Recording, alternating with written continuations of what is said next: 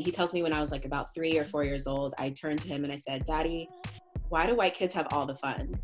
And today we will talk with 3 Black women on their experience of how it feels to be a Black woman in America.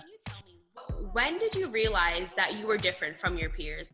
at 3, 4 years old, I associated whiteness with fun and Blackness with not fun.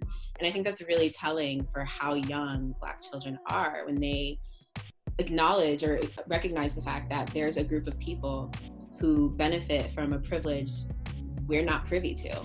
So did your parents ever have that talk with you of when you're a young Black girl, like, you're different, but you're always beautiful, you have to work 10 times as hard? Unfortunately, that is something that a lot of Black girls grow up knowing and understanding, especially as we transition into Black womanhood. But over the years, my dad always inserted little statements that reminded me, like, keep pushing, keep gaining that information to help you survive this world. Instill self-love like through art by taking us to Black theater, giving us Black literature, having Black art on the walls. What do you think we can also do to empower the younger generation of Black girls who are growing up? You have value. You don't just matter, you are valued. You are beautiful. You are more powerful than you can imagine. How does it feel to be a Black woman in America right now, especially with all the injustices going on of our Black women? How does this make you feel? Even when I want to be mute and not speak, I speak up, because when I speak, it's not only for myself, it's for my people as a whole. What we're seeing a lot of times is like Black men's lives matter, and then when we get to Black women, it's like no one's talking about Black women.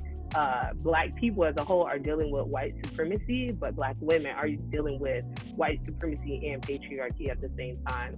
It's even worse for Black trans women who face like police brutality and oppression at alarming rates. We have to all look at this as something that's evergreen, and that's not something that we can fix right away. Like, we're not going to dismantle oppression overnight. So we just have to continue to put pressure on our government to make those changes. And it works. In the past 3 weeks, we've seen so many changes.